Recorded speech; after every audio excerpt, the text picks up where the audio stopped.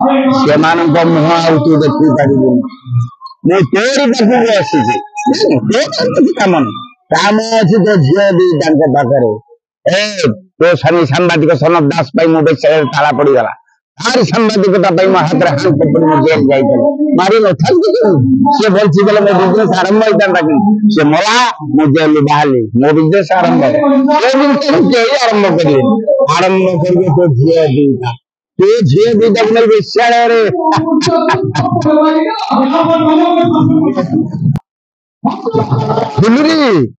ଫୁଲୁରି ଯାହା ହଉ ଭଲ ଭଲ, ଆଜି ବଢିଆ ଯୋଗ ପଡିଛି। ଜିନିଷ ଗୋଟେ ହେଇଛି ଏକା ମରୁଭୂମିରେ କେନାଲ ତିଆରି କରିବ।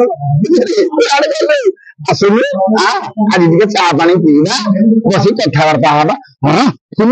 ଚା କପ ପିଇବ ଯେମିତି ଅମୃତ କଣ ଏମିତି ଫୁରୁକୁଟି ଆଣିଛି।